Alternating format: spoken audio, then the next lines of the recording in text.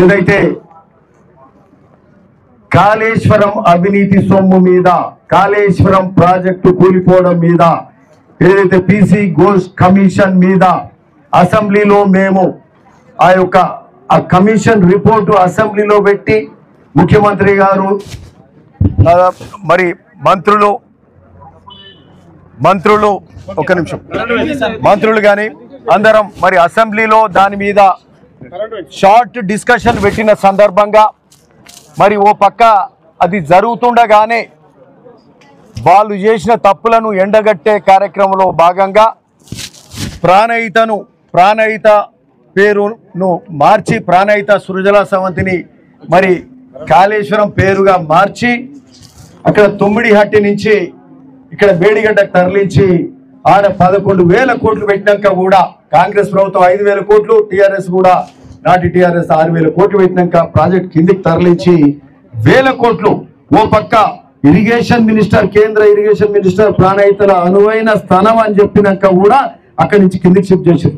Retired engineers committee కూడా ఇదే TRS ప్రభుత్వం వేసిన కమిటీనే అక్కడ ప్రాజెక్టు కట్టొద్దు మేడిగడ్డలు అని చెప్పినాక కూడా ప్రాణహిత నుంచి కిందికి తీసుకెళ్లి మేడిగడ్డ దగ్గర కట్టి 1,00,000 కోట్ల మరి ప్రజల సొమ్ము దుర్వినియోగం చేసే కార్యక్రమం చేసిన సందర్భంగా సరే అది ప్రాజెక్టును కిందికి తీసుకెళ్లడమే కాకుండా డబ్బులు దుర్వినియోగం చేసుడే కాకుండా ఆఖరిగా కట్టిన ప్రాజెక్టు కూడా కూలిపోయింది.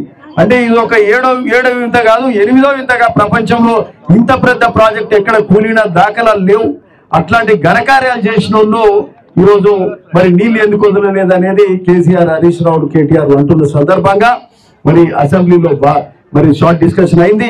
అది జరుగుతున్న సందర్భంగానే కవితమ్మ మరి ఈరోజు మా నాయనకు మచ్చ వస్తుంది, ఈరోజు హరీష్ రావు, సంతోష్ రావు వాళ్ళు అవినీతికి పాల్పడ్డారు, వాళ్ళ వల్లనే మా నాయనకు మచ్చ ఏర్పడ్డది అని చెప్పి ఆమె టిఆర్ఎస్ ఈనాటి బీఆర్ఎస్ అవినీతిని ఏదైతే మేము అసెంబ్లీలో షార్ట్ డిస్కషన్ పెట్టి సిబిఐకి అప్పచెప్పినాం.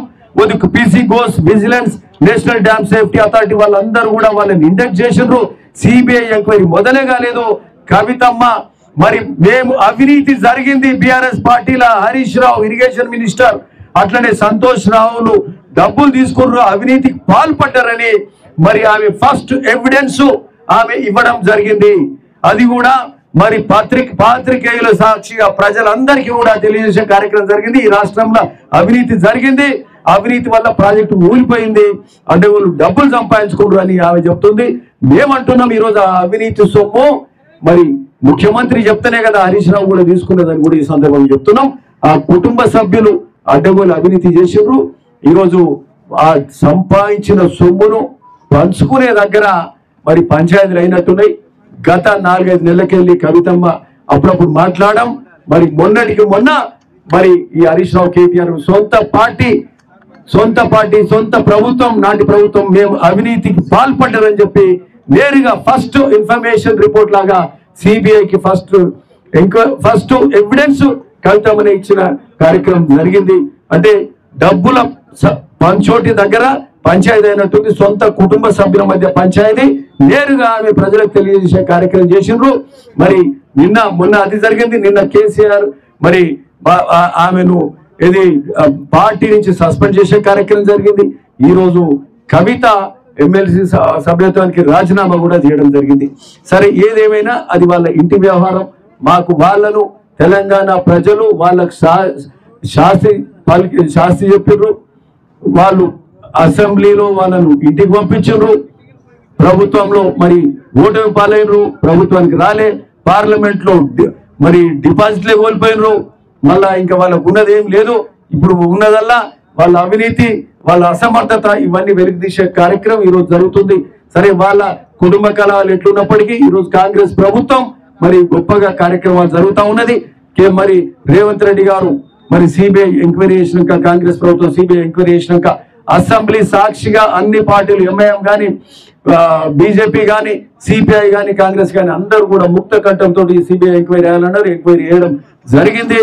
మరి ఎంక్వైరీ చేసినాక సిబిఐ ఎంక్వైరీ చేయాలన్న బీజేపీ ఈరోజు మరి ఎంక్వైరీ చేసింది సబబు అని చెప్పే కార్యక్రమం మాత్రం చేస్తున్నారు. అంటే వాళ్ళు ఒక పక్క ఏమన్నారు, ఈరోజు ఆ ఎంక్వైరీని త్వరగతిన స్టార్ట్ చేపించే బాధ్యత భారతీయ జనతా పార్టీ తీసుకోవాల్సిన అవసరం కూడా ఉందని ఈ సందర్భంగా చెప్తూ మరి ఈ యొక్క కార్యక్రమంలో మరి చామల కిరణ్ కుమార్ రెడ్డి గారు అయితే ఈరోజు మేము ఇంతకుముందు చెప్పినాం, ఇది కుటుంబ కలహాలు సంపాదించిన సొమ్ములు పంచుకునే దగ్గర పంచాయతీ పెద్దగా అయింది.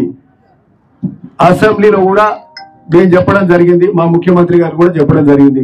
వాళ్ళు అడ్డగోలు అవినీతి చేసింది ఒక కుటుంబం, ఒక పార్టీ పేరు మీద టిఆర్ఎస్, ఈరోజు బిఆర్ఎస్, ఆ పేరు మీద ఒక కుటుంబం అవినీతి చేస్తే ఈటెల రాజేంద్ర గారు పూర్తి ప్రయాణం ఉందా లేదా చూసుకుంటూ కూర్చున్నాడు. అంటే ఒక సైలెంట్ పాత్ర పోషించుంది అనేది ఒక వాదన ఉన్నది. సో ఏదేమైనప్పటికీ ఈరోజు రాష్ట్రం నుంచి మేము ఒక ఎంక్వైరీ చేసుకుంటే ఇది ముఖ్యమంత్రి పాత్ర ఉంటుంది, లేకపోతే మా అధికారుల పాత్ర ఉంటుంది. కాబట్టి ఇది బయాస్డ్ గా ఎంక్వైరీ జరుగుతుంది అనేది ఒక వాదన వస్తుంది. కాబట్టి ఇది పారదర్శకంగా కేంద్ర ఏదైతే ఇన్వెస్టిగేషన్ ఏజెన్సీ ఉందో సిబిఐ ద్వారా ఈరోజు ఇన్వెస్టిగేషన్ చేసే కార్యక్రమం, అంటే అత్యున్నత ఎంక్వైరీ ఏదైనా ఉందంటే సిబిఐ వాళ్ళ ద్వారా ఈరోజు వాళ్ళ అవినీతి మీద పూర్తి ఎంక్వైరీ చేసే కార్యక్రమానికి ప్రభుత్వం శ్రీకారం చుట్టింది. ఇప్పుడు ఎంపీ గారు మాట్లాడాల్సింది.